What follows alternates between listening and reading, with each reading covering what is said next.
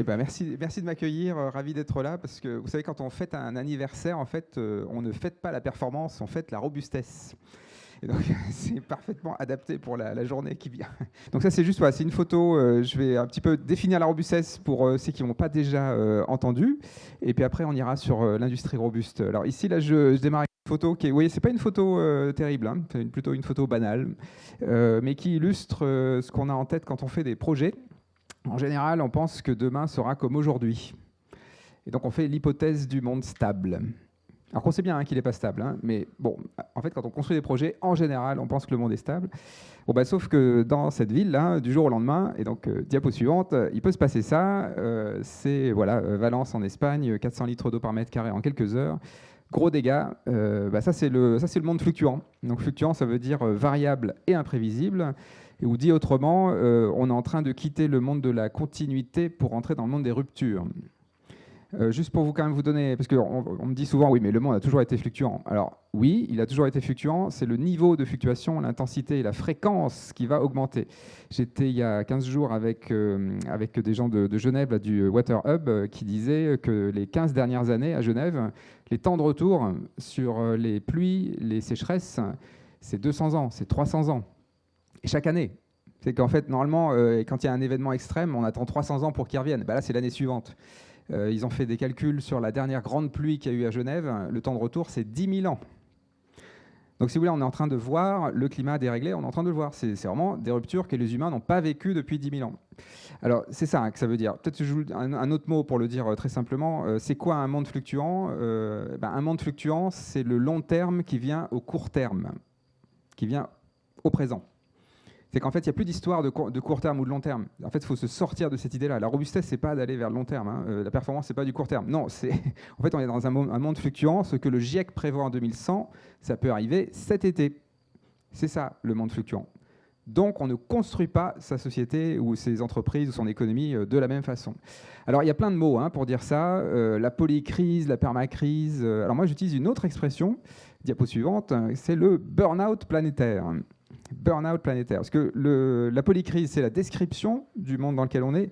Le burn-out, c'est la même chose. C'est la description avec une explication, une cause. Vous voyez, donc le burn-out planétaire, il y a un burn-out des humains. C'est assez clair. Maintenant, les lycéens font des burn-out. Donc c'est pour dire que ça se dégrade quand même assez dangereusement. Un burn-out des hôpitaux, des services publics, du droit international. Bon, Trump nous aide beaucoup à le voir, le burn-out planétaire. Et puis un burn-out écologique, évidemment, burn-out des écosystèmes. Alors, le burn-out, donc la cause d'un burn-out, c'est l'excès de performance. Donc c'est pour ça que je parle de burn-out, parce que c'est quand même assez clair. Et donc j'ai une boucle, alors, diapo suivante, juste pour l'expliquer. Ah, tiens, c'est marrant.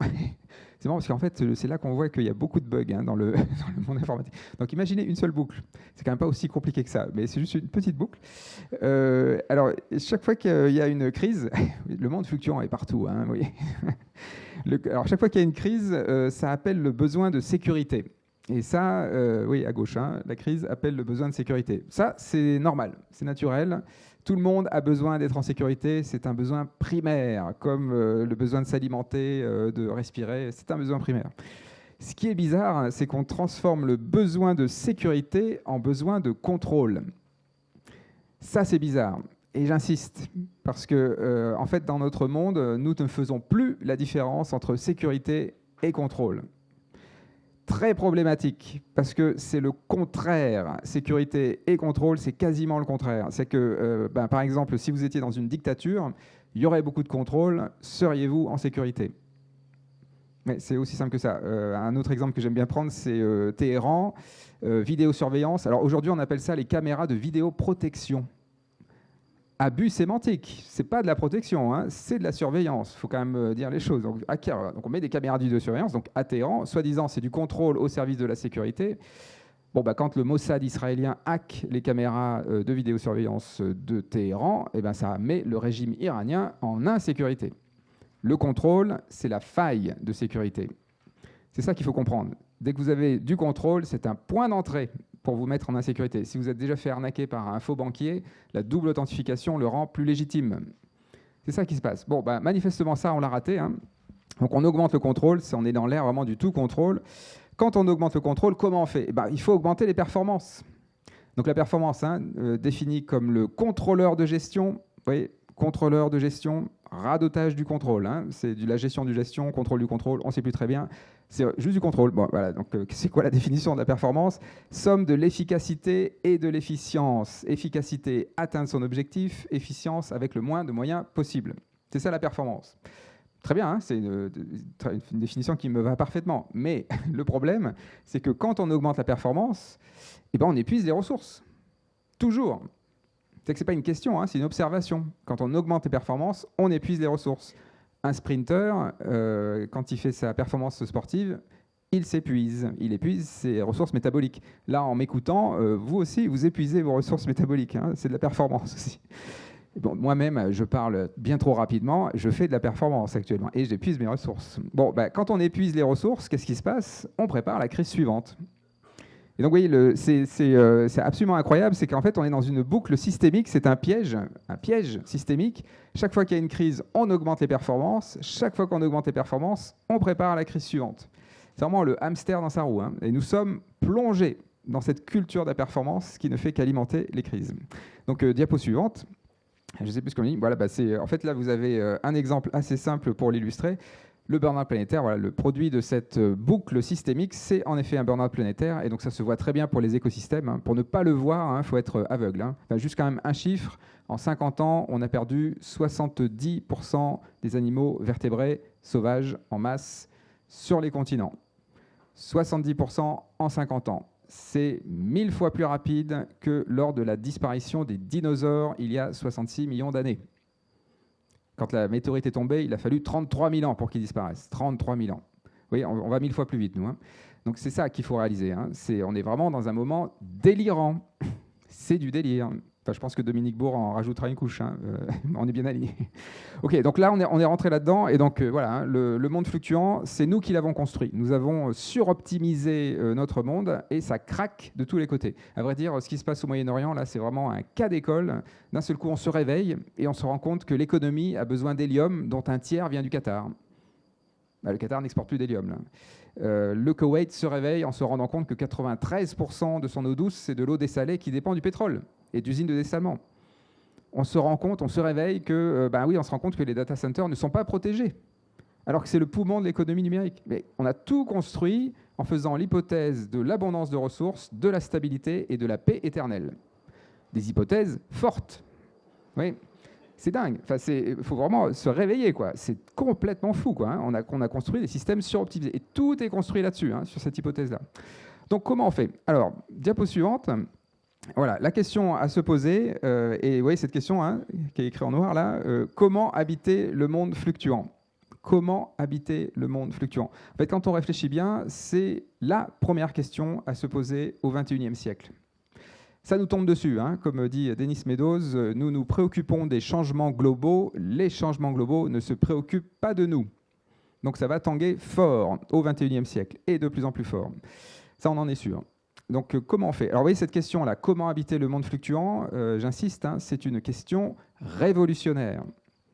Est-ce que je pourrais juste dire comment entrer en polycrise? Ce serait un peu la même chose, mais ce qu'on oublie, c'est l'autre face de la pièce, c'est comment sortir de l'idéologie du monde stable. C'est ça l'autre face de la pièce, parce qu'on a construit des modèles en faisant l'hypothèse de la stabilité, surtout depuis qu'on a accès à du pétrole abondant. D'un seul coup, on a cet énorme filet de sécurité, donc on construit des modèles en faisant l'hypothèse que tout est stable, abondant et en paix. Alors comment habiter le monde fluctuant? Donc ça, c'est la partie un peu flippante de l'exposé, parce que là, je suis en train de vous dire qu'on est sur un bateau dans une tempête et que la tempête va augmenter en intensité et en fréquence. Donc ça, c'est un peu flippant, mais par contre, ce qui est rassurant, c'est ce chêne-là, cet arbre, qui est manifestement, lui, il a vécu pas mal de fluctuations. Les êtres vivants, en général, vivent des fluctuations depuis des millions d'années et ils sont toujours là. Enfin, il y a plein d'êtres vivants qui ont traversé des millions d'années comme ça, qui sont toujours là. Donc, comment font-ils? C'est quoi le secret des vivants? Diapo suivante, c'est ce fameux mot de robustesse. Les êtres vivants sont robustes. Donc, un système robuste, c'est un système qui est stable et viable malgré les fluctuations. C'est la définition dynamique, physique de la robustesse. Au passage, si vous allez dans votre dictionnaire et que vous cherchez un synonyme à la robustesse, vous allez tomber sur le mot rigidité, solidité. Ça c'est quoi ça? Ça, c'est l'idéologie du monde stable qui est venue polluer votre dictionnaire. C'est la définition statique de la robustesse. J'étais à une table ronde avec Patrick Martin la semaine dernière, donc président du MEDEF. Manifestement, c'est toujours la définition qui traîne au MEDEF de la robustesse. Donc voilà, il faut quand même mettre à jour. Il faut mettre le monde fluctuant en facteur commun sur tous les mots, vraiment.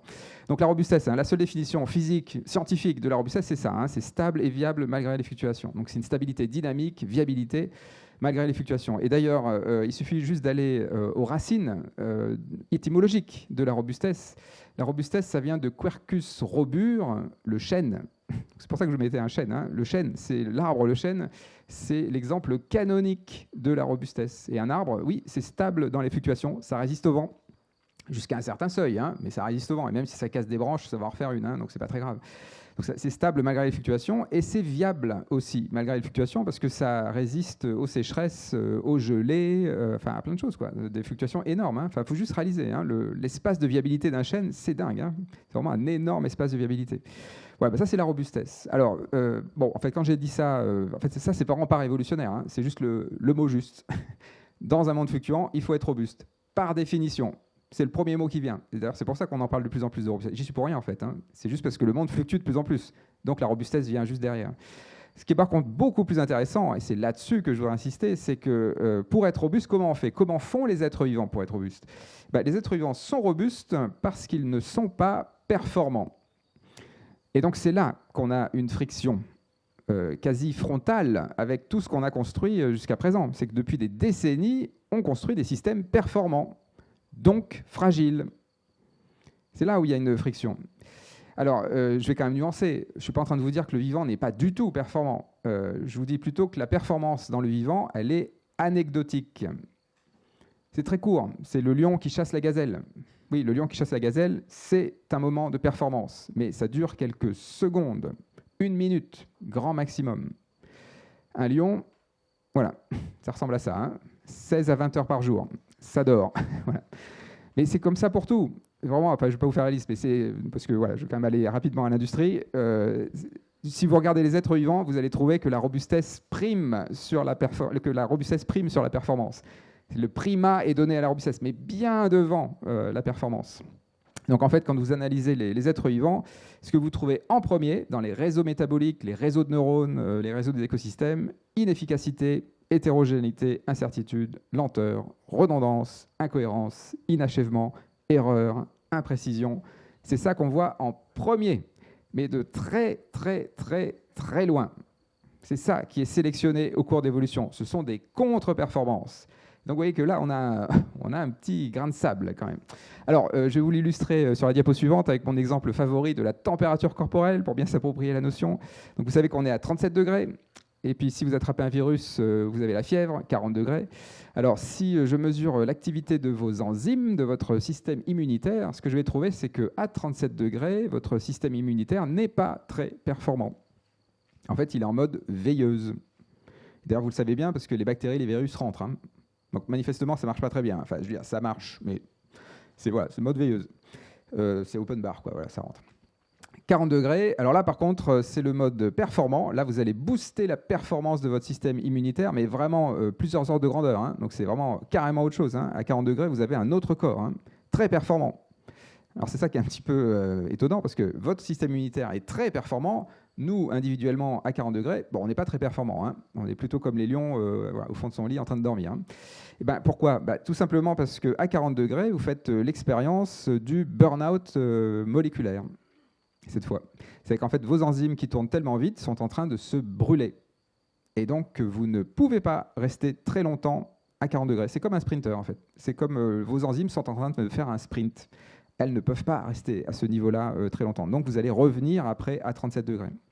Donc là, vous voyez bien où est le curseur entre robustesse et performance. Vous voyez bien que dans votre vie, vous allez passer l'essentiel de votre vie en mode robuste. Vous en gardez sous le capot, vous gardez des marges de manœuvre, du jeu dans les rouages, et vous allez passer juste quelques jours dans votre vie en mode performant, donc fragile. J'insiste de nouveau sur le « donc ». Parce qu'à 40 degrés, si vous prenez une surinfection, vous n'avez plus de marge de manœuvre, donc vous allez directement à l'hôpital. Ou en tout cas, ça va être plus compliqué, quoi. Ouais, donc c'est tout simple, hein. Et donc ça, ce principe-là, là, vous voyez, vous pouvez l'activer partout, hein. Quand vous faites des projets, vous pouvez vous demander est-ce que je suis à 37 degrés ou est-ce que je suis à 40 degrés. Si vous êtes à 40 degrés, il faut que votre contexte soit stable. Si vous êtes dans un contexte instable, vous êtes sûr de vous planter. C'est aussi simple que ça. Alors, diapo suivante. Oui, donc là, décidément, c'est bien. C'est une présentation fluctuante, mais c'est ça qui est bien. Alors, ici, ce que vous voyez en bas, c'est une flèche qui va dans l'autre sens, en fait, et qui devrait dire performance. Donc, l'axe des X, c'est la performance. Et donc, le progrès de l'humanité, pendant très longtemps, ça a été guidé par des gains de performance. On a voulu augmenter la performance de nos technologies, de nos organisations. Et ça, en fait, c'était l'idée que chaque fois qu'on augmentait les performances, on progressait. Alors, ça a bien marché, hein, pendant un temps, sauf qu'aujourd'hui, vous voyez cette courbe rouge là, en cloche, ce que ça dit, c'est qu'en fait, plus on augmente en performance et plus on menace la viabilité, l'habitabilité des humains sur Terre. On est en train de dézinguer le vivant sur Terre. Si on dézingue le vivant sur Terre, c'est évident que les humains suivent, hein. Enfin, on peut pas vivre avec des écosystèmes dégradés, hein. On a besoin des services écosystémiques, pour le dire un peu rapidement. Donc c'est une courbe en cloche, ce progrès. On est entré dans l'ère de la performance contre-productive. On est en train d'alimenter un burn-out planétaire qui rend la Terre inhabitable pour les humains. Au passage, on n'est pas en train de sauver la Terre, hein. La Terre va se sauvera très bien toute seule, hein. On a un conflit d'intérêts, hein. Le sujet, c'est le progrès de l'humanité. Comment nous, on reste sur Terre? Comment on crée les conditions de l'habitabilité de la Terre? Alors, donc, si on continue comme ça, vous voyez, c'est très clair, hein. Si la performance est contre-productive et qu'on augmente la performance, bon, le résultat est négatif. Oui, c'est aussi simple que ça. Donc, c'est très clair que le futur du progrès, ce ne sera pas des gains de performance. Il faut le dire aussi simplement que ça, ce n'est pas physiquement possible. Si on continue à augmenter les performances, on alimente la destruction du vivant. Et donc, ce n'est plus un progrès de l'humanité, hein, si on rend la Terre inhabitable. Donc, qu'est-ce qu'on peut imaginer? Diapo suivante. Alors, je suis curieux de voir ce qui va se passer. Ah oui, voilà. Donc, c'est un changement d'axe. Oui, c'est un peu de l'art contemporain, mais c'est ça qui est bien. Le free jazz, c'est très robuste. Alors, si on change d'axe, donc ça veut dire que dans un monde qui devient de plus en plus fluctuant, il faudra être de plus en plus robuste, tout simplement. C'est juste ça, hein. Enfin, comme dit Hannah Arendt, hein, le mot juste, c'est de l'action. Si vous ne nommez pas les choses, il y a des chances que vous n'habitiez pas le monde, hein. Il faut qualifier le monde pour pouvoir l'habiter.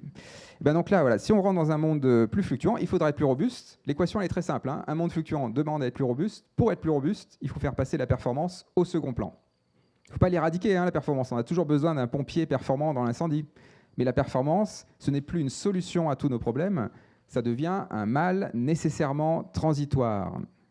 Un mal nécessairement transitoire. Vous voyez l'inversion culturelle que c'est complètement fou quand même, hein. C'est qu'aujourd'hui, augmenter les performances, c'est vu comme quelque chose de positif. Il va falloir complètement inverser ça, dire non, c'est la robustesse d'abord, quoi. Encore une fois, on n'éradique pas la performance, mais c'est d'abord la robustesse. Et donc c'est une inversion complète. Comme je le dis souvent, on est en train de quitter le néolithique. Le néolithique, c'est quand les humains inventent l'agriculture, la domestication, c'est quand les humains veulent contrôler la nature. Et là, on se rend compte qu'on a perdu le contrôle. On quitte le monde de la moyenne pour entrer dans le monde de l'écart-type. Donc, il va falloir construire des modèles économiques, sociaux, sur l'écart-type. Donc, on a perdu le contrôle. On construit des modèles robustes sur les fluctuations. Donc, pour le dire différemment, on ne fait plus de la gestion des risques. Parce que la gestion des risques, finalement, c'est encore slalomer entre les risques, hein. C'est un peu de l'agilité, donc on garde toujours le même objectif. Ça, c'est encore de la performance, finalement. En tout cas, c'est de la performance qui tend vers la robustesse, mais ça reste de la performance. Non, quand on est vraiment robuste, on a réenchanté le risque. On vit sur les fluctuations, on construit sur les fluctuations. Le risque ne fait plus peur. Le risque fait peur quand on a tout optimisé, tout suroptimisé. Dans un monde désoptimisé, le risque ne fait plus peur, parce qu'on a pris beaucoup de marge de manœuvre. Ouais, on va plutôt vers ça. Alors, diapo suivante, du coup, là maintenant, voilà. On va atterrir. Comment on fait pour faire ça? Comment basculer dans le monde robuste? Alors, ce que je vais vous présenter dans les diapos qui suivent, c'est qu'en fait, ce monde robuste, ce n'est pas une utopie lointaine, c'est déjà là, et notamment, on peut très bien l'appliquer dans le monde industriel. Et pourtant, c'est presque un oxymore de parler d'industrie robuste. Parce que quand... alors, vous allez me dire, mais non, les industries, celles qui sont là, elles sont forcément robustes, hein, parce que si elles ont traversé les fluctuations de la Seconde Guerre mondiale, etc., forcément qu'il y a de la robustesse. Alors, évidemment qu'il y a du déjà là robuste dans l'industrie, hein, ça c'est évident. Donc, c'est pas pour dire que c'est un oxymore complet, mais le processus industriel, c'est un processus d'optimisation où on veut augmenter les performances. C'est la raison d'être de l'industrie. La révolution industrielle, c'est ça. C'est de l'optimisation, augmentation des performances. Et là, ce que je suis en train de vous dire, c'est qu'on est en train de basculer d'un monde où il ne va plus falloir augmenter les performances, mais augmenter la robustesse, et donc diminuer les performances. Comment c'est possible d'allier ça avec la raison d'être de l'industrie? Vous allez voir, c'est tout à fait possible, mais ça demande juste de faire un travail psychologique. Il faut faire sauter des blocages mentaux. Ça ne coûte rien, hein. C'est ça qui est la bonne nouvelle. C'est un changement culturel. Hein. La bonne nouvelle, c'est que ça ne coûte rien. Ce n'est pas financier le problème. C'est culturel, c'est psychologique. Alors allons-y. Un petit exemple pour démarrer, diapo suivante. Nexans, voilà, je prends une boîte du CAC 40, Christopher Guérin, qui était PDG jusqu'en 2025. Christopher Guérin, donc alors, Nexans, boîte qui fait du câblage électrique du CAC 40, grosse boîte qui traverse des fluctuations 2018-2019, crise Covid en 2020. Et donc là, c'est une entreprise qui est un peu sur la sellette, hein, quand même, avec des vautours qui commencent à tourner autour. Et puis, qu'est-ce que fait Christopher Guérin? En 2020, il décide de virer 80% des clients en 3 mois, sans diminuer le nombre de salariés, hein, sans licencier personne. Et il n'informe pas le conseil d'administration. Donc, on peut considérer que c'est le strike de tout ce qu'il ne faut pas faire quand on est PDG. Bon, qu'est-ce qui s'est passé? Vous voyez le chiffre, hein, enfin là c'est juste un graphe que j'ai piqué sur les cours de la bourse, mais en fait ce qui se passe, c'est qu'en ayant viré 80% des clients, le résultat de Nexans va être multiplié par 6. Alors depuis 2020, hein, c'est pour ça que la courbe ne tient pas tout. Mais, alors pourquoi? Comment ça se fait ça? Tout simplement, Christopher Guérin, ils ont compris qu'ils étaient dans une phase de performance contre-productive. Et donc dans toutes les industries, dans toutes les entreprises, il y a de la performance contre-productive. Donc la première chose à faire, c'est de nettoyer la performance contre-productive. Alors dans leur cas, c'était des clients qui étaient trop exigeants, trop performants, et qui poussaient aux accidents du travail, à des tensions en interne, à des pollutions, à des problèmes de public relation. Et ça coûte très cher en termes de recrutement, de fidélité, de loyauté, de pollution sur l'environnement, etc. Enfin, beaucoup de toxicité plurielle. Quand vous virez ces clients-là, vous pouvez les éduquer aussi, hein, c'est une solution, mais si vous n'y arrivez pas, faut les virer. Parce que le client performant est un client contaminant. C'est lui qui va vous planter. Tout simplement. Donc voilà, ça c'est une chose toute simple à faire, vous voyez, mais c'est ce qui me plaît bien dans cet exemple-là, c'est que ça démontre que quand on va contre la performance, hein, parce que là, les salariés sont moins productifs. Vous avez compris, hein, il y a le même nombre de salariés, il y a moins de clients. Donc vous avez réduit la productivité, le résultat de Nexans s'est multiplié par 6. Au passage, hein, ce modèle économique, le modèle E3, hein, c'est un des modèles les plus discutés à Harvard, parce qu'ils ne comprennent pas comment ça se fait. On fait le contraire et ça marche mieux. Ben oui, bien sûr que ça marche mieux, parce qu'on a changé de monde. C'est le contexte qui a changé. Toutes les écoles de commerce, il faut mettre à jour, parce qu'on a changé de monde, évidemment. Donc là, c'est juste un exemple, et pour vous dire que ça marche très bien dans des très grandes structures. Diapo suivante, c'est juste une petite clé. Donc ce que je vous invite à faire, c'est un audit interne de robustesse. Alors oui, j'utilise un mot de la performance, hein, audit. Ça, c'est du contrôle. Hein. Mais c'est juste pour fixer les idées. Audit interne de la performance, c'est quoi? C'est tout simplement vous lister les non-performances de votre entreprise et au lieu de vouloir les évacuer, vous les valorisez. Et vous les valorisez en montrant en quoi ça peut servir la robustesse. Oui, je vais vous donner un exemple. Les délais, par exemple. Dans le monde de la performance, je binarise pour simplifier. Évidemment, vous aurez compris qu'il y a un gradient entre les deux. Hein, mais bon... je binarise avec 2 scénarios extrêmes, le monde performant, le monde robuste. Mais dans le monde performant, on essaie d'avoir les délais les plus courts possibles. Dans le monde de la robustesse, on essaie d'avoir les délais les plus fiables possibles, évidemment. Et un délai plus fiable, il est forcément plus long. Mais on s'en fiche qu'il soit plus long, parce qu'il est plus fiable. Ça a beaucoup plus de valeur d'avoir un délai fiable dans un monde fluctuant que d'avoir un délai court, qui n'est pas fiable. Et en plus, quand on a un délai fiable, on apaise toute la chaîne de valeur. Les clients, les fournisseurs, les salariés. C'est la paix, hein, vraiment. Hein, c'est la sérénité, en fait, ce qui se passe. C'est ça qu'on crée. Hein. Et ça a de la valeur. Parce que c'est même un levier marketing. Il ne faut pas le faire timidement. Hein. Faut y aller. Il faut dire, oui, nous, on a les délais les plus fiables. Ça veut dire que vous vendez de la qualité. Si vous voulez avoir les délais les plus courts, ça veut dire que c'est de la tombée de camion, quand même. Hein. Il y a des chances que ce ne soit pas de la qualité. Vous voyez, le message que vous envoyez... en termes de marketing, c'est un peu compliqué quand même. Donc voilà, il faut juste mettre à jour. Bon, ça c'est une liste, hein, c'est juste pour... je ne vais pas faire la liste, mais il y en a plein que vous pouvez trouver. Vous pouvez faire un petit audit interne, vous allez en trouver. Hein. Ok, deuxième suite là, qu'est-ce qu'on fait de l'énergie? Alors, on va dire dans le monde de la performance, je caricature de nouveau, quand on vous dit comment vous stockez l'énergie, très souvent, ce qu'on dit, c'est on va mettre ça dans des batteries, on va faire des barrages en hauteur, enfin voilà, stocker, faire de l'énergie potentielle. Non, ça c'est un peu bourrin comme méthode. Non, ce qui est beaucoup plus élégant, c'est de stocker l'énergie dans le produit final. Par contre, ça veut dire vivre avec les fluctuations. Ça veut dire en fait stocker l'énergie quand elle est disponible et quand elle n'est pas chère et abondante, mais temporairement. Alors, un exemple que j'aime beaucoup citer, c'est Arnaud Créteau. C'est un ingénieur énergéticien qui a fait une boulangerie solaire avec un four solaire Lightfire, là, donc très low-tech, hein, c'est des miroirs. Au passage, un four solaire, le rendement d'un four solaire comme ça à miroir, c'est 70%. Toutes les autres productions d'électricité, c'est 30%, hein, que ce soit une centrale nucléaire, un panneau solaire, hein, il y a énormément de pertes. Hein. Une centrale nucléaire, ça chauffe de l'eau, de la rivière. Pour 70%, les 30% restants, c'est de l'électricité. Oui, quand même, c'est quand même d'un autre monde, hein, ce truc-là. Donc là, on est quand même dans quelque chose qui est un peu plus pertinent. Et là, en fait, ce qui m'intéresse, c'est pas tellement la performance du four solaire. Ce qui m'intéresse plutôt, c'est que c'est un four solaire, donc il n'a pas accès à l'énergie tout le temps. Il y a un frein interne. Parce que la nuit, par exemple, il y a moins de soleil. Et en plus, il est à Rouen, en Normandie, oui, où le climat est, pour le dire rapidement, variable. Donc, comment fait-il? C'est un peu du 5 étoiles. Hein. Comment on maintient une activité économique avec de l'énergie qui est fluctuante à ce point-là, qui est intermittente à ce point-là? Alors, évidemment, redondance, hein, il a aussi un four à bois pour les semaines où vraiment il n'y a pas de soleil du tout. Donc ça, c'est une forme de contre-performance, d'avoir deux fours. Mais par contre, ce qui est plus intéressant, c'est que comment il fait quand même pour valoriser son four, là, qui est à énergie gratuite?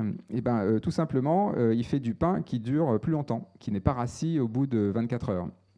Donc, comment on fait du pain qui dure 7 jours sans être assis? On utilise du levain naturel qui est moins performant, la pâte monte plus doucement, 5 heures pour monter, au lieu d'1 heure et demie, hein, avec du levain de boulanger sélectionné. Quand vous faites ça, votre pain dure plus longtemps. Enfin, il est rassis au bout de 7 jours. Et là, vous voyez, ce qui est incroyable, c'est que ici, là, vous avez devant vous la boulangerie la plus robuste de France. Lui, il ne peut rien lui arriver parce que son énergie est gratuite. Et vous savez que la faille d'une boulangerie, c'est le coût de l'énergie. Là, c'est gratuit. Et il a inventé un modèle économique qui vit avec les fluctuations. Et oui, il stocke l'énergie quand elle est disponible. Il stocke l'énergie dans le produit final. Et alors, il le démontre. Hein, ils ont ouvert en 2017. Ils étaient rentables dès la première année. Ils n'ont pas augmenté le prix de leur pain depuis 2017. Avec ou sans guerre en Ukraine. Avec ou sans crise du gaz russe. Avec concurrence déloyale, parce que quand les boulangers traditionnels, entre guillemets, ceux qui utilisent du gaz, sont subventionnés par l'État, eux n'ont pas de subvention. Et pourtant, ils n'ont pas fermé. Et vous voyez, ils diversifient. Donc maintenant, ils torréfient des graines, ils torréfient du pois chiche produit localement en agroécologie, donc qui n'est pas sensible aux spéculations internationales. Et avec ça, ils font du café. Alors, vous allez me dire, c'est pas tout à fait du café. Hein. Oui, je suis d'accord, c'est pas tout à fait du café, mais 68% des utilisateurs qui testent ce café à base de pois chiche ne font pas la différence. Alors, c'est vrai que le cerveau est facilement manipulable. Hein. Vous donnez une tasse d'un jus marron chaud en disant que c'est du café, on y croit. Mais c'est assez incroyable. Et vous voyez, les cours, hein, c'est tout à fait artisanal ce qu'ils font là. Hein. C'est vraiment une toute petite production. Ils commencent à concurrencer les producteurs de café qu'on trouve dans les supermarchés. Quoi. Parce que le café, on va dire, plus traditionnel, là aussi, massif, le prix du café va augmenter, il augmente, et il va augmenter chaque année. Ça va devenir une denrée de luxe. C'est comme le chocolat, hein, c'est pareil. Mais c'est normal, c'est parce qu'on a fragilisé tous les systèmes, on a appauvri les sols, ça va augmenter, forcément. Lui, ça sera toujours le même prix. Hein. C'est robuste, c'est stable et viable, malgré les fluctuations. Il a inventé un modèle. Donc là, voilà, on stocke. Alors, juste, là, je vous donne l'exemple d'une boulangerie, mais vous voyez très bien que vous pouvez le décliner pour n'importe quoi d'autre. Si, dans votre industrie, vous avez besoin de beaucoup d'énergie pour produire un bien, un produit. En France, actuellement, cette industrie, elle va être active de janvier à décembre. Et les gens, ils vont travailler de 9h à 17h, ils vont faire les 3-8, enfin ce que vous voulez, mais il ne va pas y avoir d'interruption, en fait. Hein. Il y a un peu les vacances en été, quoi. Quand on réfléchit bien, c'est n'importe quoi, ça. En janvier, l'énergie, elle coûte très cher. En juillet-août, entre midi et 2, l'énergie, elle est à coût négatif en France. Donc c'est évident qu'il faut produire des biens énergivores en juillet-août, entre midi et 2. C'est le moment. c'est le meilleur moment parce qu'on va vous payer pour utiliser l'énergie. Par contre, en décembre, en janvier, non, il ne faut rien produire. Là, il faut emballer, il faut faire des formations, etc. Donc ça veut dire que vous revoyez votre rapport au stock. Vous ne faites pas du zéro stock. Vous faites des stocks. Quand l'énergie est gratuite et abondante, vous faites des stocks. Et après, vous dispersez, vous diffusez quand l'énergie est très chère. Oui, c'est aussi simple. Vous vivez comme un paysan. Vivre avec les saisons. Oui, c'est vraiment, j'ai presque envie de dire que c'est du bon sens paysan, mais c'est ça la robustesse finalement, hein, c'est vivre avec les fluctuations, pas contre elles, quoi. Alors, diapo suivante, il y a une agence TELED qui fait ça, qui a été fondée par Loïc Perrochon et Arnaud Créteau, et qui fait ça, exactement, qui accompagne les entreprises à acquérir une culture de la variabilité. Oui, mais on peut se dire, mais oui, mais elles le savent que c'est... Non, vraiment pas. Hein. Je vous assure que nous avons, nous, acquis une culture de la stabilité. En fait, vous voyez, là, je prends l'exemple de l'histogramme. L'histogramme, pour moi, c'est l'exemple canonique de ce truc-là. L'histogramme, hein, c'est une invention 18e, 19e siècle. C'est une invention qui suit la révolution industrielle. C'est un produit de la révolution industrielle. L'histogramme, c'est une façon graphique de biaiser votre regard vers la moyenne. Parce que quand vous dessinez un histogramme, vous voyez un énorme rectangle qui vous dit où est la moyenne. Et vous voyez l'écart type ou l'erreur type, petit écart là, graphiquement, c'est fait pour que vous ne le voyez pas.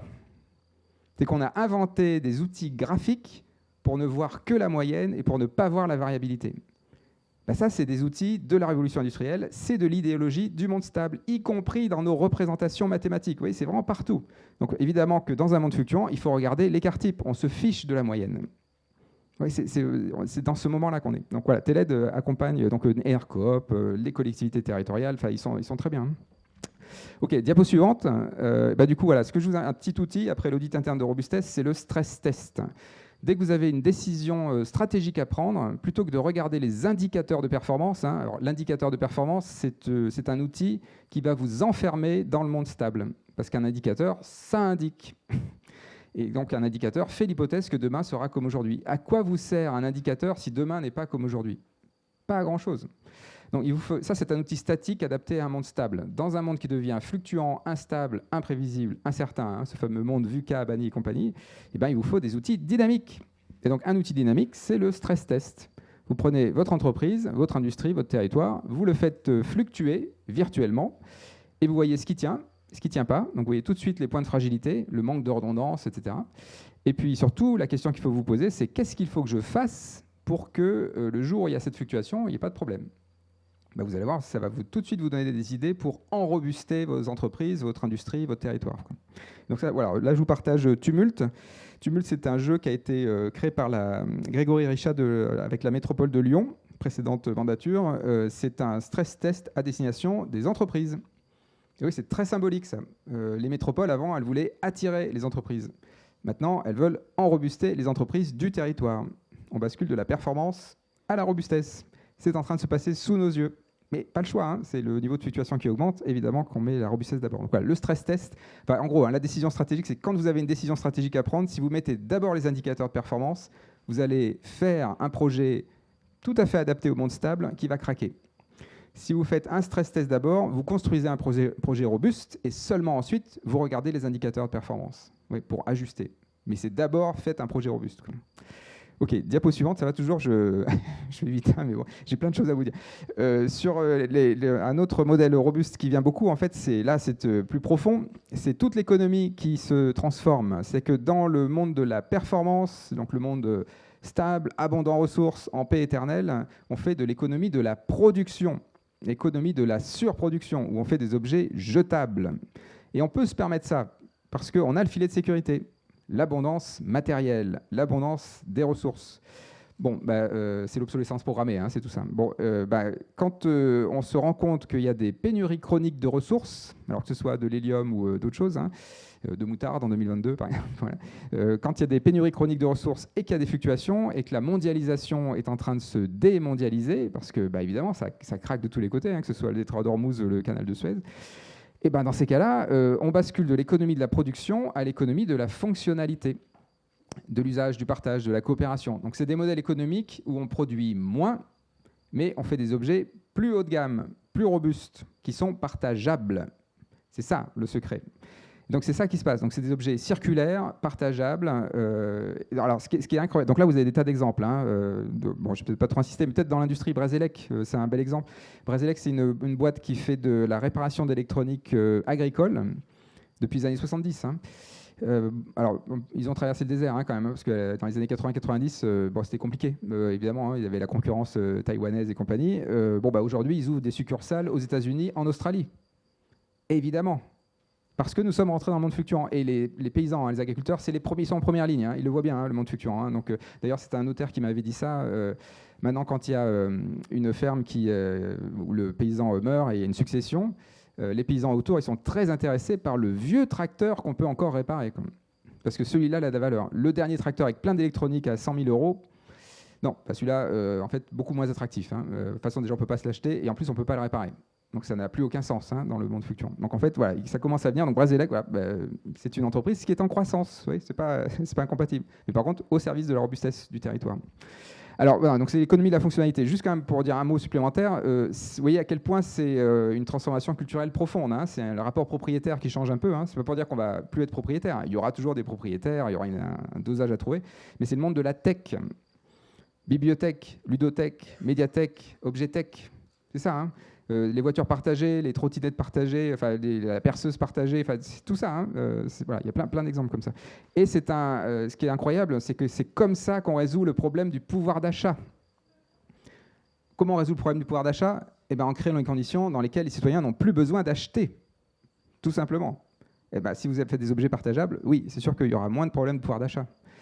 Mais oui, à quel point c'est joyeux, ça, on fait du lien social. C'est le premier kilomètre de la démocratie quand on fait ça. Donc vous voyez, ça tique vraiment énormément de bonnes cases.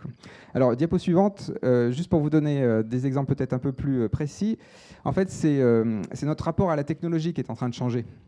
Parce que là, vous pourriez avoir un peu l'impression que la robustesse, c'est le retour en arrière. Parfois, on me dit, oui, c'est la misère qui va arriver si on fait de la robustesse. Alors, c'est ça qui est dingue, c'est que c'est vraiment le contraire. C'est le contraire. Très souvent, on va dire que si vous voulez faire de la robustesse, c'est que vous êtes technophobe. Et la performance, c'est technophile, parce qu'on adore les nouvelles technologies super performantes. Alors, il faut vraiment sortir de cette idée-là. C'est incroyable. C'est là où c'est un blocage mental. En fait, on a tous et toutes, on a été victimes d'un hold-up mental. C'est de nous faire croire que le monde de la performance est technophile. On a vraiment cette idée que performance et la technophilie, c'est les deux facettes de la même pièce. Alors non, c'est le contraire. Le monde de la performance est profondément technophobe. Et ça, faut bien, et je suis très content de dire ça dans un milieu plutôt d'ingénieurs.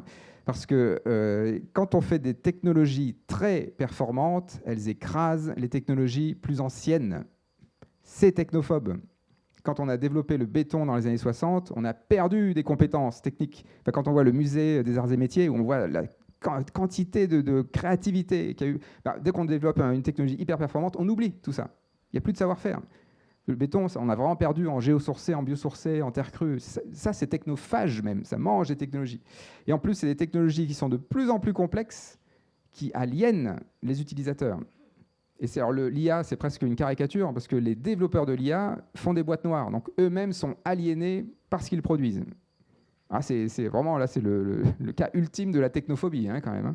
Alors vous me voyez venir à 3 km. Évidemment que le monde de la robustesse est technophile, mais réellement technophile. C'est-à-dire que quand il y a des nouvelles technologies, toutes nouvelles technologies, et qu'elles sont très robustes et au service de la robustesse du territoire, on garde. Mais ce n'est pas pour ça qu'on écrase des technologies plus anciennes. On garde aussi si elles sont robustes et au service de la robustesse du territoire. C'est le critère de tri. Robuste et au service de la robustesse du territoire. Donc l'exemple typique, c'est que je prends tout le temps, c'est l'impression 3D. L'impression 3D, c'est plutôt une nouvelle technologie qu'on va garder, parce que ça peut rendre les objets réparables à vie, on garde. Mais ce n'est pas pour ça qu'on va arrêter de faire de l'agroécologie, de la terre crue, etc. Évidemment, on veut de la technodiversité, comme on veut de la biodiversité. C'est la même chose. C'est la diversité et la robustesse, toujours, hétérogénéité, etc. Donc en fait, c'est des technologies qui sont, qui redonnent du sens à ce que c'est qu'un métier d'ingénieur. L'ingénieur, au départ, c'est celui qui construit des engins de guerre. Toujours performance-violence, il y a toujours ce lien. Non, là, on va faire des ingénieurs de la paix. De la paix avec les humains, de la paix avec les territoires, de la paix avec les non-humains. Parce qu'on fait des objets réparables, adaptables, émancipateurs, que les citoyens peuvent réparer dans leur territoire. Donc c'est quand même beaucoup plus joyeux. Oui, c'est les nouveaux métiers qui arrivent. Hein. Donc là, vous avez des exemples. Hein, l'atelier paysan, donc ça c'est toujours pareil pour le monde paysan. Donc c'est des. Alors ce qui m'intéresse beaucoup, hein, c'est que tout ça, quand je dis que c'est émancipateur, c'est que non seulement c'est réparable, mais les plans sont disponibles en Creative Commons. C'est qu'un Vélio, vous pouvez le construire vous-même. Les plans sont disponibles. Donc un petit véhicule intermédiaire entre vélo et voiture avec un panneau solaire sur le toit, vous pouvez le construire vous-même. Enfin bon, en partie évidemment. Hein. Bon voilà, donc ça c'est juste quand même pour enfoncer un clou dans la technophobie. Voilà, la technophobie, elle est du côté de la performance, hein, très clairement. Ok, diapo suivante, il faut que j'avance. Donc une petite clé, on parle de conception et d'éco-conception. Le point fondamental, c'est qu'il faut passer du « et » au « able ». Si vous faites des objets reconditionnés, eh ben, en fait, ça ne marche toujours pas. Oui, Vinted, c'est du vêtement de seconde main, donc on pourrait se dire, bah, ça, super, et c'est vrai, hein, Vinted a légitimé le vêtement de seconde main, donc ça c'est plutôt positif, sauf que maintenant, Vinted, parce que ce n'est que du reconditionné, eh ben, c'est une machine à la fast fashion. Il y a beaucoup de Zara et autres de Chine et tout ça hein, sur Vinted. Hein. Donc en fait, c'est pire. La Vinted devrait fermer, hein. C'est une usine qui stimule la fast fashion. Non, il faut faire du reconditionnable. Là, si vous faites du reconditionnable, c'est que dès le départ, vous concevez vos objets pour qu'ils soient partageables, réparables, adaptables, évoluables. Et oui, le able, ça veut dire que vous émancipez votre utilisateur.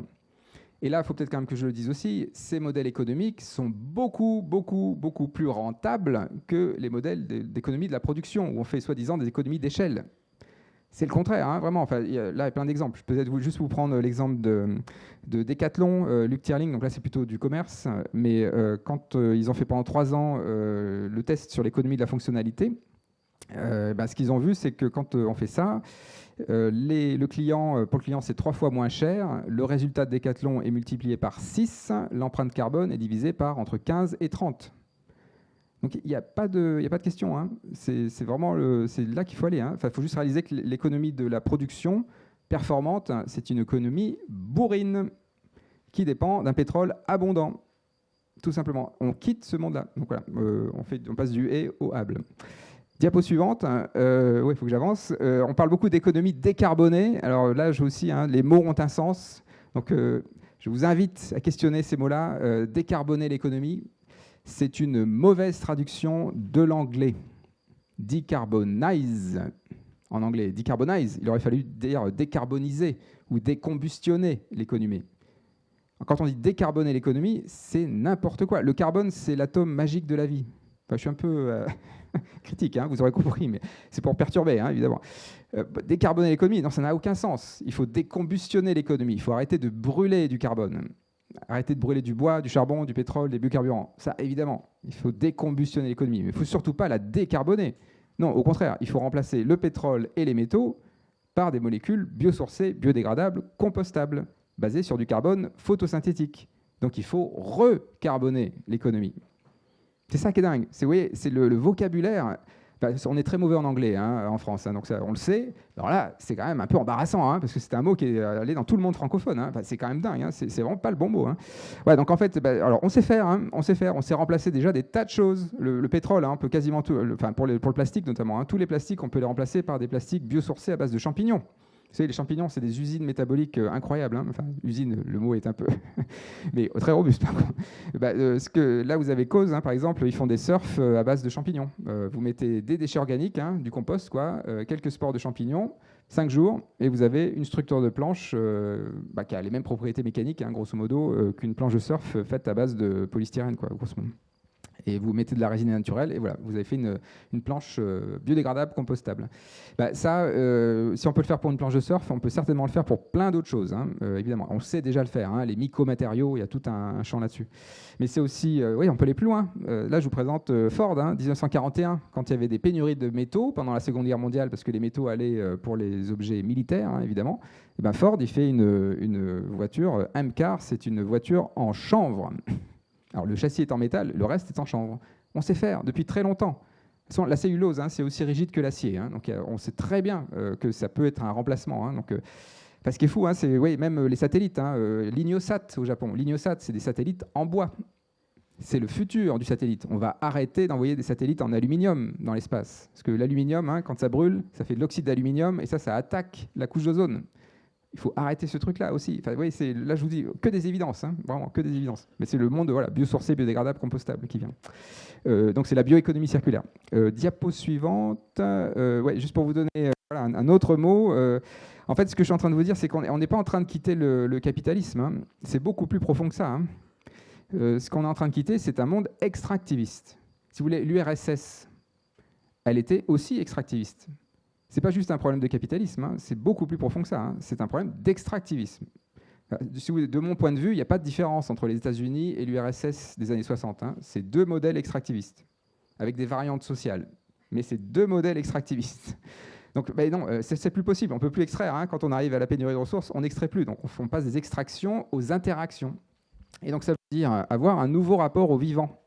Donc là, vous avez des exemples, encore une fois, hein, des boîtes. Donc Econic, ça c'est une boîte qui fait de l'extraction minière, qui fait de l'agro-mining, qui utilise les plantes pour extraire les minéraux des sols. Donc, évidemment qu'on va arrêter d'ouvrir des mines. Ouais, Émilie, là, il y a un projet pour faire des mines de lithium, tout ça pour faire des batteries au lithium, encore une fois, hein, pour stocker l'énergie de façon maladroite, alors qu'on est en train de passer à la batterie au sodium et qu'on risque de polluer l'eau du château d'eau de la France. Enfin, c'est... Là aussi, enfin, on se demande ce qui se passe. Hein. Oui, on est quand même dans un moment orwellien. Hein. Enfin, j'espère que vous réalisez. Hein. Donc voilà, bah là, on va faire des mines avec des plantes. Au passage, hein, Econic, donc c'est pour le nickel hein, notamment, ils utilisent ça, mais on peut l'utiliser pour d'autres choses. Ils concurrencent les mines chinoises de nickel. Parce que, évidemment, que quand vous avez des plantes qui prélèvent le nickel, vous brûlez la plante, vous récupérez le nickel dans les cendres, c'est beaucoup plus concentré que du nickel que vous prélevez dans la roche. Et en plus, vous dépolluez des terrains. Enfin, vous voyez, c'est beaucoup plus malin, quoi, hein, évidemment. Hein. Alors, vous avez d'autres exemples. C'est juste pour vous dire hein, que ce monde recarboné, ce n'est pas seulement des peintures à base d'algues ou des isolants à base de chanvre. Hein. C'est aussi les nouvelles technologies. Le monde numérique, le monde digital va devenir organique. Et donc là, vous avez une sorte de bande-annonce du monde qui vient. Les propriétés phononiques de certains matériaux, donc une pelure d'oignon, par exemple, ça a des propriétés acoustiques très intéressantes. Ça absorbe des ondes acoustiques à très haute fréquence. Bon, dans vos smartphones, il y a des terres rares dont la fonction, c'est de faire ça. Et ben, le futur du téléphone, alors je ne sais pas que ce sera forcément l'oignon, mais ce sera des textures biosourcées, biodégradables. Votre téléphone ne marche plus, vous le jetez au fond de votre jardin. Il faut que nos objets nourrissent les écosystèmes. Ça, c'est la bioéconomie circulaire. Évidemment, il faut que ce soit basé sur du carbone. Et donc là, un autre exemple, là je vous montre la photo quand même, parce qu'elle est trop rigolote, mais ça vient de l'Ohio, Ohio State University. Ils ont fait un petit morceau d'ordinateur à base de champignons. Et oui, ils ont fait passer le signal électrique dans le champignon, dans le mycélium. Ça, c'est les premières étapes d'un monde où en fait on passe dans du monde organique, quoi. Donc c'est assez incroyable. Donc ça, c'est les interactions. Voilà, notre nouveau lien au vivant. Ben, il faut. Si vous voulez, ce que je suis en train de vous dire, c'est que la biodiversité, l'idée, c'est pas de protéger un crapaud endémique sur votre foncier. Enfin, c'est sympa, mais c'est très superficiel. Non, il faut faire un partenariat avec les vivants de votre territoire. Les plantes du territoire dépolluent votre eau.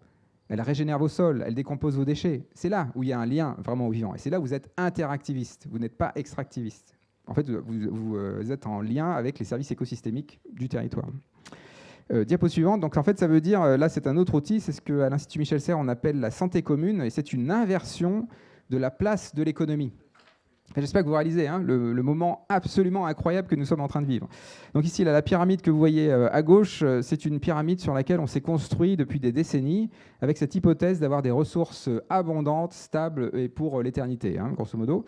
Quand on est dans ce monde-là, ce qui marche, c'est d'avoir de l'économie qui gère l'abondance des ressources. Et finalement, c'est ça, l'économie, actuellement, gérer l'abondance des ressources. Et vu qu'il y a tellement de ressources, ça ruisselle. Donc il y a un peu du reste des ressources qui va permettre de faire du lien social et un petit reste qui va faire du soin à l'environnement. En fait, c'est fou, mais c'est ça. Hein. Et donc la base de notre, du social et de l'environnement, là, ce qui est dingue, hein, c'est que c'est de la pensée magique, quoi. On pense que si on a une belle économie, il y aura du lien social et du soin à l'environnement. C'est de la pensée magique. Il n'y a aucune raison que l'économie fasse ça. L'économie, c'est une abstraction mathématique du monde. Il n'y a aucune raison qu'elle fasse du lien social ou du soin à l'environnement. Hein. Donc en fait, il faut inverser, évidemment, parce qu'on n'est plus assis sur ces ressources abondantes. Et donc, diapo suivante, quand on inverse, en fait, on a juste besoin de réaliser que nos ressources minérales, biologiques, non renouvelables et renouvelables sont très dégradées, avec des trous dans la raquette, avec des pénuries. de tout style. On est en train de passer tous les pics là. On a passé le pic de pétrole conventionnel en 2008. On aurait passé le pic de tous les pétroles en 2018. Là, je fais du Jean-Marc Jancovici, mais je vous le redis. Mais on va passer des pics. On va passer le pic de cuivre, le pic de lithium. Enfin, on va passer tous ces pics là. Ça, c'est Philippe Biwix qui le dit très bien. Donc, on est rentré dans ce mandat. Donc, ça veut dire que les ressources, il y a des trous dans la raquette. S'il y a des trous dans les ressources, on ne peut plus gérer l'abondance parce qu'il y a des trous. Donc, c'est bien trop fragile, quoi. Donc, ce qu'on fait, on inverse. On prend soin des milieux naturels. Les services écosystémiques compensent pour les trous dans les ressources. En fait, c'est ça qu'ils font. Ils font du lien, quoi. Ils vont trouver des plans B pour quand même toujours permettre d'avoir des services, des tampons, quoi. Comment on prend soin des milieux naturels ? On le fait à plusieurs, évidemment. On ne le fait pas tout seul. Donc, c'est ça qui crée du lien social. C'est le soin au milieu naturel qui fait émerger le lien social. S'il y a du lien social, alors il y a des expertises. S'il y a des expertises, ça crée des modèles économiques. Et donc, c'est là qu'elle est l'éco-conception. En fait, c'est le produit de sortie. L'économie n'est plus la contrainte d'entrée, c'est le produit de sortie. Et donc, quand vous faites un projet, la première chose à prendre en compte, c'est le soin au milieu naturel, qui fera du lien social, qui va créer des modèles économiques viables, robustes, dans la durée. Parce que là, vous ne dépendez pas de terres rares qu'il faudrait prélever au Groenland. Oui, pas besoin, parce que c'est tout en circularité localement, quoi. Donc ça, c'est très robuste. Et vous voyez, j'ai mis 2 phrases là. L'inversion, là aussi, ce qui nous arrive. Dans les années 80, c'était la phrase qu'on entendait souvent, on se souciait de l'impact de nos activités sur l'environnement. Ça, c'est encore du néolithique, c'est encore des humains qui veulent contrôler la nature. Non, si on rentre dans le monde fluctuant, imprévisible, incertain, on ne se pose plus la question de l'impact de nos activités sur l'environnement, on se pose la question de l'impact de l'environnement sur nos activités. Le monde va fluctuer, il va falloir ajuster nos activités à ce niveau de fluctuation. Et donc enrobuster nos activités. Et oui, l'idée, c'est pas de revenir en arrière. Encore une fois, c'est hybrider. On a fait plein de projets hyper innovants ces dernières décennies. Ils sont tous, en général, très performants, très fragiles. Il va falloir les enrobuster. Ce confort, ces services, on va les garder, mais par contre, il faut les rendre robustes. C'est juste ça, en fait. Oui, c'est pas. Il y a des choses qu'on va dégager aussi, qui ne nous servent à rien, ça c'est sûr. Mais il y aura aussi du renoncement, pour citer Alexandre Monin. Mais voilà, donc ça c'est un modèle où on change vraiment la place de l'économie. Alors, diapo suivante, je pense que je vais quand même arriver tranquillement à la fin.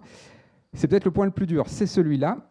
Parce que là, tout ce que je vous ai présenté, là, c'est plutôt matériel, finalement. C'est notre lien à la matière, au sens matière de mater. Mater qui est le mother, la mer, quoi. C'est la terre-mère, la matière. Donc en fait, il faut espérer qu'on soit matérialiste, au passage. Parce que quand on est matérialiste, ça veut dire qu'on a un lien à la mer, à la terre-mère. Mais il y a quand même autre chose, et le point de blocage principal dans tout ce que je vous raconte là, c'est cette idée de la coopération.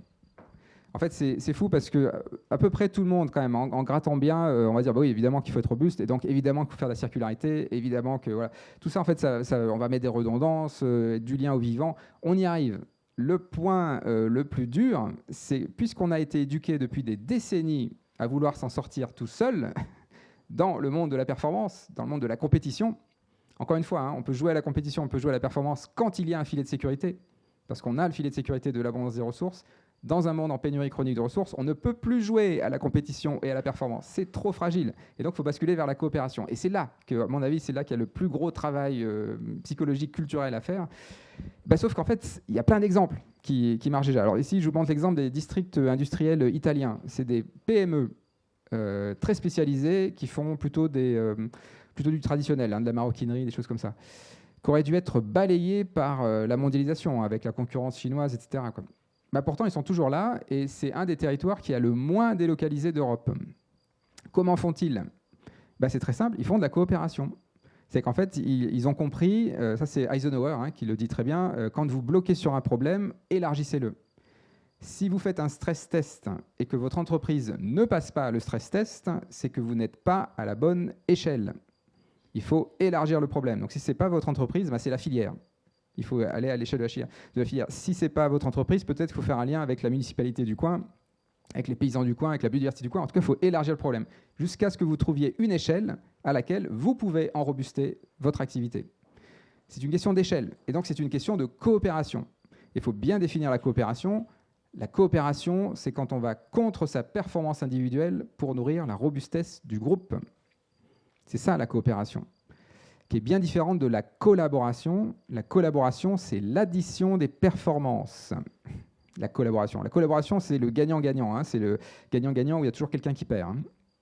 Et souvent, c'est les humains qui collaborent au détriment des écosystèmes. Hein. Donc, une collaboration, il y a toujours, c'est la compétition qui ne dit pas son nom, hein, la collaboration. Les collabos en France, c'est assez facile. Donc, il y a toujours quelqu'un qui perd.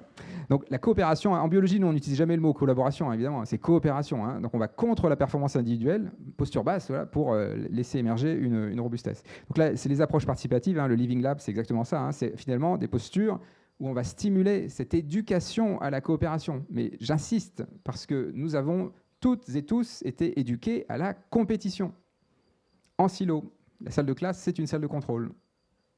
Vraiment de tous les sens du terme. Ok, alors diapo suivante. Du coup, qu'est-ce que ça peut dire? Il y a une posture, notamment la posture du dirigeant, qui change. Alors dirigeant au sens très large. Hein, ça peut être, on est toujours dirigeant à un moment ou un autre de sa journée. Hein, pour le dire un peu rapidement. Ça, alors Charles Pépin le dirait mieux que moi, mais c'est ce changement de posture, en fait, c'est qu'un dirigeant dans le monde stable, abondant en ressources, le monde de la performance, c'est plutôt un dictateur éclairé, quoi. Un meneur, une meneuse, qui va dire « je sais comment faire ». Oui, c'est le dictateur éclairé. En fait, ça marche très vite, hein, c'est très performant, hein, on va super vite, hein, mais c'est très fragile. Mais ce n'est pas très grave dans un monde stable et abondant en ressources, parce qu'il y a l'abondance de ressources qui est le filet de sécurité. Un dictateur éclairé dans un monde où l'éclairage est intermittent, c'est pas gênant, c'est pas gênant s'il y a l'abondance de ressources. S'il n'y a plus l'abondance de ressources, s'il y a des trous dans la raquette, alors là, c'est plus possible. Donc, le décideur, le dirigeant, change de posture. Et c'est quelqu'un qui dit « j'ai envie, je ne sais pas comment faire ». Oui, c'est là où il y a un sacré travail. C'est qu'en fait, si on dit « j'ai envie », on inclut tout le monde. Si on dit « je veux », on exclut tout le monde. Hein. Donc, « j'ai envie », on inclut tout le monde. Et quand on dit « je ne sais pas comment faire », en fait, là, on crée un terreau de coopération, d'émergence. Si vous voulez, à gauche, c'est le pouvoir, descendant, je veux, je sais comment faire. À droite, j'ai envie, je ne sais pas comment faire, c'est de la puissance. Le pouvoir, c'est le contraire de la puissance. Le pouvoir rend impuissant, on pourrait le dire comme ça. Donc évidemment que là, j'ai envie, je ne sais pas comment faire, c'est une posture plutôt d'émergence qui crée de l'émancipation dans les territoires. Et donc là, ça demande un sacré travail. Alors toujours pareil, c'est un équilibre à trouver entre les deux. C'est un équilibre. Je ne suis pas en train de vous dire qu'il faut faire que de la participation. Des fois, il faut trancher. Donc on redevient un meneur, une meneuse, quoi. Mais oui, c'est anecdotique par rapport au travail de décision, quoi. C'est surtout de la facilitation. Ok, je pense que je vais arriver tranquillement à la conclusion. Ah bah voilà, les boucles arrivent. Donc là, c'est la boucle que je vous ai présentée tout à l'heure. Vous vous souvenez, voilà. Donc le fameux hamster qui tourne dans sa boucle de la performance, la crise qui appelle la performance qui nourrit la crise. L'antidote à ça, diapo suivante, c'est une autre boucle où en fait, ça commence pareil. Hein. Vous avez une crise qui appelle le besoin de sécurité, mais au lieu de vouloir augmenter le contrôle, vous prenez de la distance avec le contrôle. Et donc vous voyez, c'est là où il y a un blocage mental. Penser qu'on sera plus en sécurité en réduisant le contrôle. Ça, c'est très compliqué dans notre société, hein, dans la société du tout contrôle. Et pourtant, en fait, quand on réfléchit bien, évidemment qu'on sera en meilleure sécurité. Parce que si vous créez des systèmes avec plus de marge de manœuvre, avec des redondances, avec de la diversité, avec des plans B, vous serez plus en sécurité. Donc ça nourrit la robustesse. Et quand vous faites ça, ce qui est incroyable, c'est que, évidemment, si vous allez jusqu'au bout, hein, c'est la robustesse du territoire, ça régénère les ressources d'un territoire. L'agroécologie, typiquement, hein, ça régénère les ressources du territoire, ça régénère des tampons planétaires, ça remet de la biomasse dans les sols, ça réduit le CO2 atmosphérique, ça le remet dans les sols, on résout le problème du climat, on dépollue les territoires. Donc en fait, on atténue les futures fluctuations. Là, j'ai mis des petites... je ne sais pas si vous voyez, on voit pas grand-chose, mais ça inhibe. Donc, quand on régénère les ressources, évidemment, ça réduit les futures fluctuations. À terme, ça va prendre un siècle. Hein, mais il faut lancer cette boucle-là. Vous voyez, en fait, ce que je suis en train de vous dire, c'est que ces deux boucles, ce n'est pas deux boucles qui s'opposent, c'est deux boucles qui s'articulent. On a besoin des deux. Mais la boucle à droite, la boucle de la performance, c'est de la sécurité qui alimente le stress. Très utile, le stress. Le pompier dans l'incendie, c'est très bien qu'il soit stressé. Parce que vous savez, quand vous êtes en stress, vous détectez des tas de signaux faibles. Là, vous avez des super pouvoirs. Vous êtes plus performant. Par contre, vous êtes épuisé très rapidement. Hein, mais ça, c'est très bien. Pour des durées courtes, le pompier dans l'incendie, 20 minutes, pas plus. Donc là, ça marche pour les temps de crise, à droite. Donc ça, c'est de la sécurité qui tend vers le stress. Si vous durez plus que 20 minutes, si ça devient une culture de la performance, c'est de la sécurité qui tend vers le sécuritaire. Et c'est exactement le monde dans lequel on est. Oui, on tend vers le sécuritaire. Donc évidemment, donc c'est utile pour des temps courts. À gauche, c'est de la sécurité qui tend vers la sérénité. La sérénité, c'est de la sécurité qui n'a pas besoin du contrôle. Quand vous êtes en sérénité, vous n'avez pas besoin de tout contrôler. Bah, c'est ça. Et donc le monde vivant, il est bourré de sérénité finalement. Hein. C'est plutôt la distance au contrôle. Mais oui, quand je vous parlais de free jazz tout à l'heure, c'est la même chose. Quand on fait du free jazz, l'impro libre, bah, on est en sérénité. On n'est pas en train de faire de la gestion des risques. On est en situation où en fait on va réenchanter les risques. Les erreurs, les imprécisions, tout ça, ça va nourrir les intentions. Donc voilà. Alors, diapo suivante. Je finis par conclure. Ouais, diapo suivante. Voilà, parce que sinon je vais parler trop longtemps. Voilà, plein d'entreprises, d'associations, de territoires qui ont intégré la robustesse dans leur raison d'être, dans leur vision stratégique. On pourra en parler avec le Bois-Jus-de-Lac. Le Lyon, il y a juste 2 exemples qui me plaisent bien. Le mantra de la nouvelle mandature de Lyon, c'est RCR, renoncement, coopération, robustesse. Et c'est pour toutes les décisions. Donc renoncement, hein, évidemment, hein, plutôt que d'ajouter des trucs, qu'est-ce qu'on peut réduire. Et puis, bon, coopération robustesse. À Villeurbanne, il y a un adjoint à la robustesse. Enfin, donc, en fait, dans les territoires, ça commence à venir très fort. Donc, ce n'est pas encore monté au niveau national et supranational, mais c'est normal, parce que c'est un mouvement de base. Ça, hein, c'est une inversion qui vient de la base. Mais vous voyez, là aussi, là, le CJD, Centre des jeunes dirigeants, donc 6000 jeunes chefs d'entreprise en France, qui ont parlé de performance globale depuis très longtemps, notamment avec Sylvain Broza de la Perma Entreprise. Bah, autant la Perma Entreprise que le CJD ont décidé de basculer de la performance globale vers la robustesse. Il faut juste réaliser que la performance globale, c'est un oxymore. Performance globale, ça veut dire qu'on est efficace globalement. Donc ça veut dire qu'on atteint tous ses objectifs en même temps. C'est pas possible. Donc il faut juste dire, non, c'est la robustesse, en fait, c'est pas la performance globale. Bon, je ne vais pas insister, mais ouais, ça commence à venir. Diapo suivante, en fait, j'ai un dernier conseil, après les derniers petits outils. Si vous voulez enrobuster votre entreprise, votre territoire, le moyen le plus pertinent de le faire, ce n'est pas de faire venir un expert de la robustesse, parce que ça, c'est de la performance. Si vous me suivez toujours, un expert va vous donner du clé en main, tout cuit, vous n'allez pas vous l'approprier, et puis quand c'est la crise, l'expert, il est ailleurs, hein, donc ça ne marche pas. Non, il faut des gens du territoire qui apprennent ensemble. Apprentissage social. Donc ça, c'est des communautés apprenantes. Et là, vous avez, ici sur ce site, là, qui a été créé par Gatien Bataille et Laurent Marceau, une série de ressources qui grandit très vite. Donc il y a vraiment plein de choses. C'est tout gratuit, tout partagé et partageable, parce que c'est en CC by essai, hein, share alike. Donc il y a tout, hein. Il y a des textes, des audios, des vidéos, des trames de conférences, des outils, plein de choses, quoi. Et aussi, il y a beaucoup de communautés apprenantes, thématiques, soins et robustesse, logement et robustesse. Mais il y a aussi des communautés apprenantes territoriales, Rennes et robustesse, Brest et robustesse. Voilà. Donc vous pouvez aller faire un tour. Et donc tout ça, c'est un archipel, hein. C'est des îlots qui se parlent entre eux, hein. Ok, diapo suivant, je pense qu'on va arriver à la bout. Voilà, donc si vous voulez creuser, il y a aussi des bouquins. Le petit dernier, c'est Chronique d'un monde qui craque, qui est sorti il y a 3 semaines, où c'est une revue de presse, en fait. Il y a la moitié de Chronique, c'est le monde ultra performant qui est en train de se planter. Donc si vous voulez, c'est tout ce qu'on voit sur les chaînes d'infos continues, hein. Voilà. Le monde ultra performant qui, de façon très spectaculaire, est en train de s'effondrer. Et l'autre moitié, c'est des chroniques sur des initiatives robustes du territoire qui peuvent nous donner des idées avec des pistes et des ressources pour aller plus loin. Voilà, je vais m'arrêter là, et comme ça, on a peut-être, j'espère, un peu de temps pour les questions. Merci.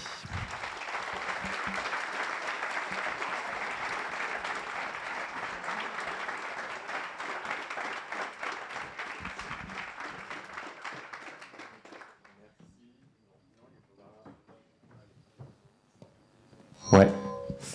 Merci beaucoup, Olivier, pour la présentation très claire, peut-être un peu performante. Du coup, ouais, juste avant de passer aux questions, si Solène, peut-être tu veux projeter, si c'est faisable rapidement ou pas. Non, bon, on verra après. Bah, vous verrez à la pause dans le hall et tout ça, normalement les dessins. Moi, j'avais prévu des petites questions, mais vu que je suis doctorant ici, et notamment sur les thèmes de la robustesse, mais vu que l'apprentissage c'est de la frustration, je vais me retenir de poser mes questions, et vu qu'on a pris un peu de retard, et je vais proposer, si vous avez des questions, n'hésitez pas, il y a deux micros qui vont tourner, donc la parole est à vous. Si vous en avez pas, moi j'en ai plein, donc ouais. Bonjour, Élise Panchaud-Terz. Donc, je suis dirigeante d'une entreprise industrielle. Aujourd'hui, on fait le constat qu'on a le poids dans nos organisations de la réglementation et de la sécurité des biens et des hommes qui, aujourd'hui, peuvent être vécus comme un frein à la performance. Et est-ce que vous qualifiez ça de robuste parce que quelque part on protège notre environnement, mais est-ce qu'aujourd'hui on ne le surprotège pas un peu trop, et ce qui peut-être était une démarche de robustesse devient aujourd'hui un poids pour l'entreprise qui est un frein à son développement? Alors, en effet, il y a beaucoup de choses où je suis d'accord dans ce que vous dites. En fait, la réglementation, au départ, c'est de la robustesse, la loi, finalement. C'est ce que dit Cicéron. On est libre parce qu'il y a des lois on est esclave des lois pour être libre. Voilà. Donc, finalement, les réglementations, les régulations sont là pour ça, pour créer un cadre de liberté. Mais c'est un cadre. La liberté s'arrête là où commence celle d'autrui. Encore une fois, c'est de la contre-performance au service de la robustesse du groupe. Donc, en effet, la réglementation, au départ, c'est de la robustesse, mais la réglementation, les administrations dans la réglementation, dans un monde drogué à la performance, font de la performance administrative. Et donc on commence à faire des réglementations hyper compliquées, on empile les réglementations pour bien tout contrôler. Même fermer une porte, maintenant il y aura une régulation pour dire comment il faut fermer une porte. Et ça, c'est typiquement de la performance en roue libre, qui devient contre-productive, qui lie ses contrats d'assurance intégralement. Tout le monde dit on a lu, on signe, mais en fait, on ne les a pas lus. Ça, c'est de la performance contre-productive. On a bien tout ciblé, on a voulu être exhaustif, performant, et du coup, on signe n'importe quoi. En fait, on signe quelque chose qu'on n'a pas lu, quoi. Donc là, pour moi, ce qu'il faut faire, c'est que vous n'avez pas la main sur la réglementation. Les entreprises, vous n'avez pas la main sur la réglementation. Donc comment vous pouvez faire ? Trouver les conditions dans lesquelles la réglementation est à sa bonne place. Alors, il y a une chose très simple à faire, très simple, qui demande de la discussion, etc. Mais il faut inverser la place de la raison d'être et de la réglementation. Dans le monde de la performance, je binarise, dans le monde de la performance, le règlement vient en premier. Et on fait des choses qui doivent émarger à la réglementation.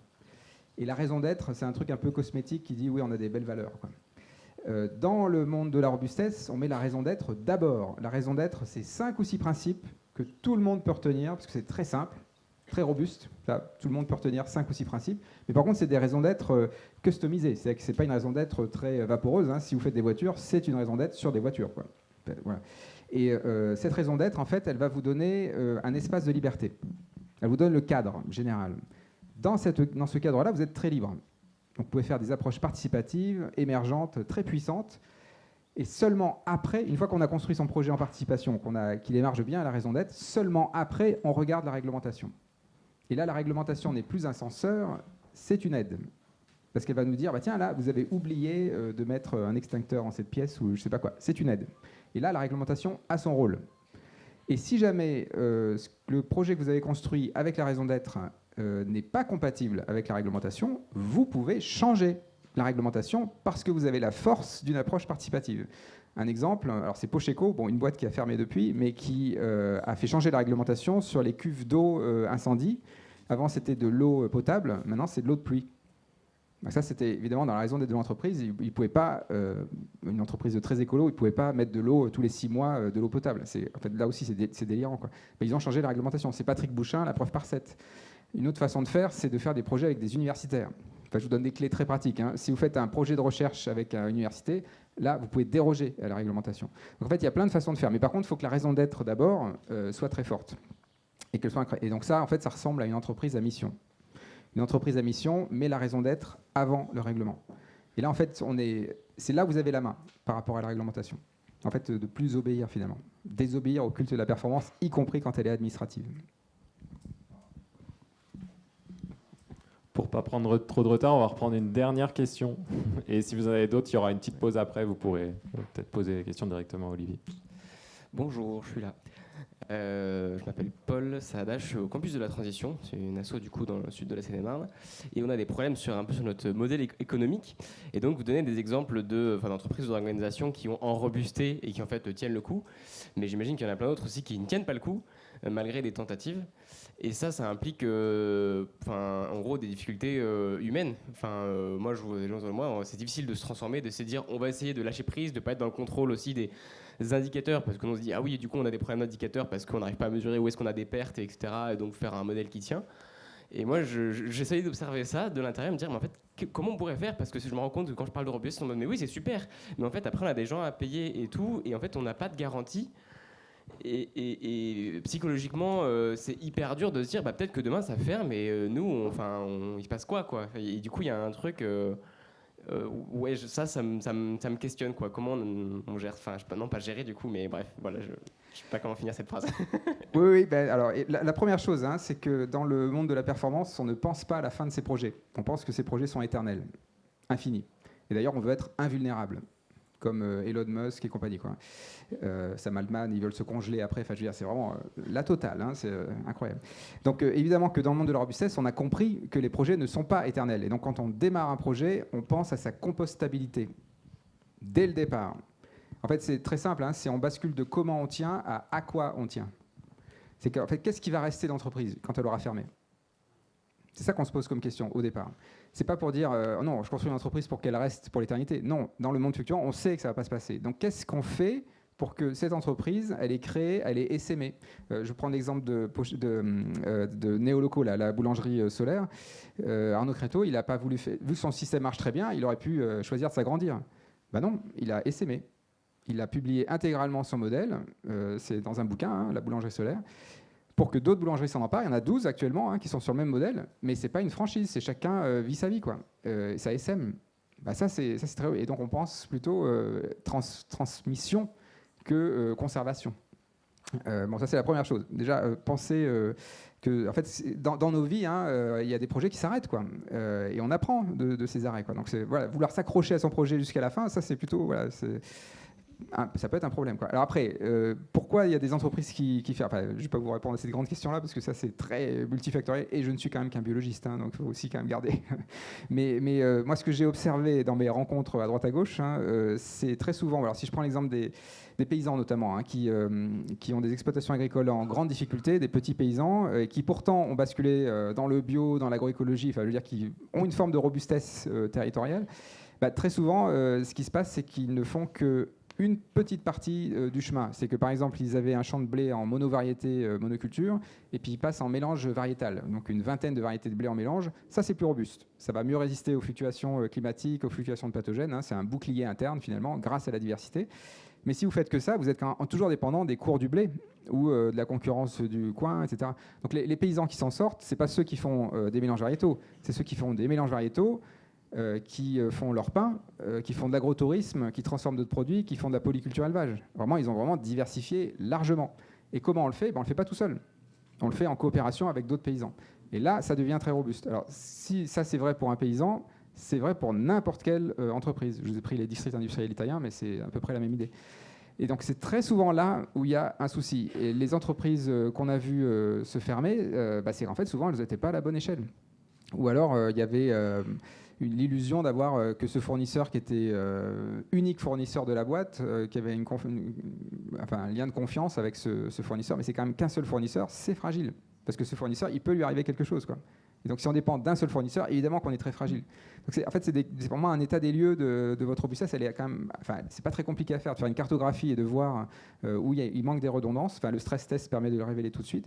Et là, vous pouvez en robuster, encore une fois, pas tout seul, mais avec d'autres. Pour moi, c'est ça le premier point. En gros, ce que je veux dire, c'est tout simple. C'est comment on sait qu'on est en coopération. Il faut juste être capable de dire « j'ai besoin d'aide ». Si vous n'êtes pas capable de dire « j'ai besoin d'aide », si vous n'êtes pas capable d'exposer vos vulnérabilités, c'est que vous êtes en compétition. Et donc, dans un monde fluctuant, c'est fragile. Si vous êtes capable de dire « j'ai besoin d'aide », alors là, il y a plus de chances que vous soyez robuste et que vous allez passer les fluctuations. Et oui, ça demande... C'est là, hein, pour moi, c'est le point le plus dur. C'est le fameux facteur humain, il est là. C'est là où c'est plus difficile, quoi. Merci beaucoup. Désolé, du coup. Merci.